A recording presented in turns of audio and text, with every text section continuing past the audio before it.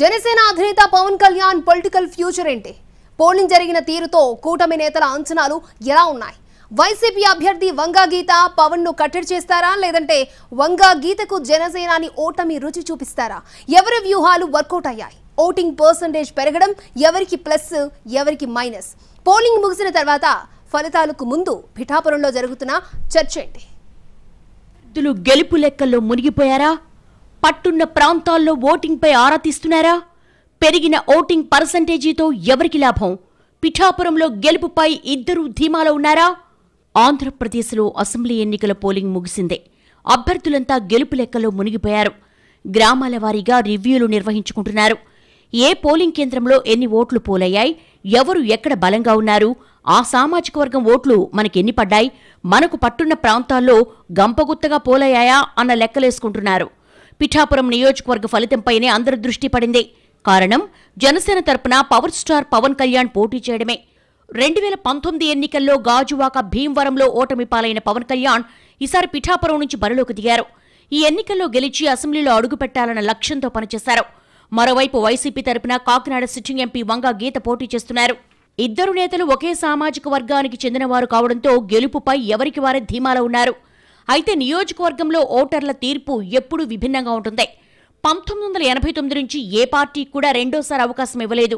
ఒకే అభ్యర్థిని గెలిపించిన సందర్భాలున్నా పార్టీని మాత్రం ఆదరించలేదు. 1989లో కాంగ్రెస్, 1994లో టీడీపీ, 1999లో ఇండిపెండెంట్, 2004లో బీజేపీ, 2009లో పీఆర్పీ, 2014లో స్వతంత్ర అభ్యర్థి, 2019లో వైసీపీ, ఇలా ప్రతి పార్టీకి అవకాశం ఇచ్చారు పిఠాపురం ఓటర్లు.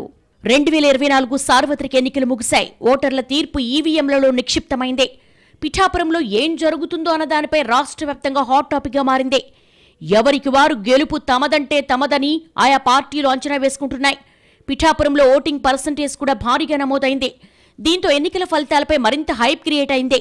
నియోజకవర్గంలో మొత్తం 2,36,409 ఓట్లుంటే 2,04,811 మంది ఓటు హక్కును వినియోగించుకున్నారు. గతంలో ఎప్పుడూ లేని విధంగా రికార్డు స్థాయిలో 86.63% పోలింగ్ నమోదైంది. జిల్లాలోనే అత్యధిక పోలింగ్ శాతం పిఠాపురంలోనే జరిగింది. పురుషులు, మహిళా ఓటర్లు దాదాపు సమానం. మహిళల కంటే పురుషులు ఎక్కువగా ఓట్లేశారు.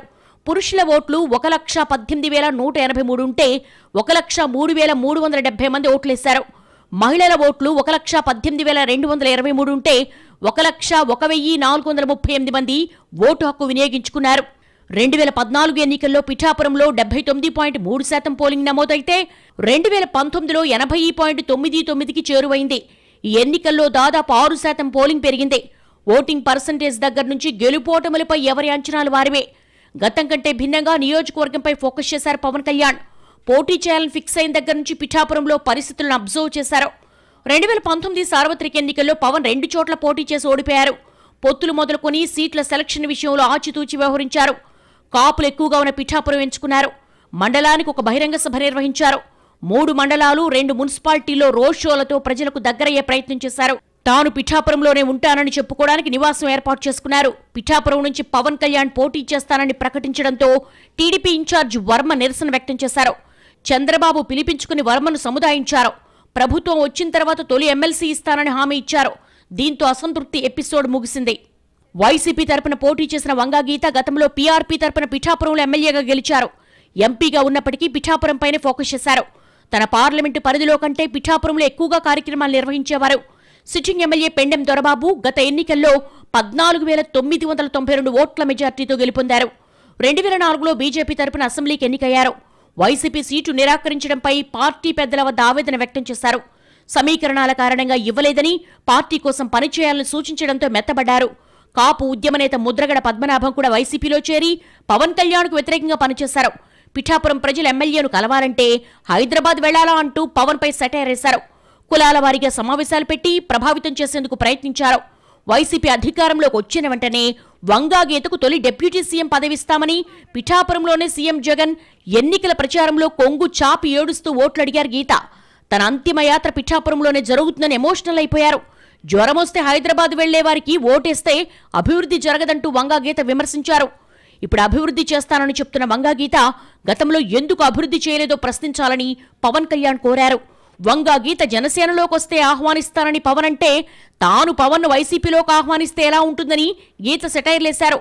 జనసేన అని పోటీ చేయడం, టీడీపీ ఇన్ఛార్జి మద్దతునివ్వడంతో పవన్ విజయం తథ్యమని ఆ పార్టీ నేతలు చెప్పుకుంటున్నారు. ఓటమెరుగని నేతగా ఉన్న వంగా గీత ఇప్పుడు కూడా విజయం సాధిస్తారని వైసీపీ హోప్స్ పెట్టుకుంది. లోకల్ నాన్ లోకల్ అంశాన్ని వంగా గీత గట్టిగానే ప్రచారం చేశారు. జనసేన నుంచి కూడా అదే స్థాయిలో రియాక్షన్ వచ్చింది. 2 దశాబ్దాలుగా పిఠాపురం నుంచి ఎమ్మెల్యేగా గెలిచిన ఎవరూ కూడా లోకల్ కాదని, అందరూ నాన్ లోకల్సే అని పిలుపునిచ్చారు. గెలుపుపై ఎవరికి వారు లెక్కలేసుకుంటున్నారు. రికార్డు స్థాయిలో పోలింగ్ నమోదు కావడంతో హీట్ మరింత పెంచింది. గీతను ఆదరిస్తారా లేదంటే పవన్ కు పట్టం కడతారన్నది జూన్ 4వ తేదీన తేలిపోనుంది.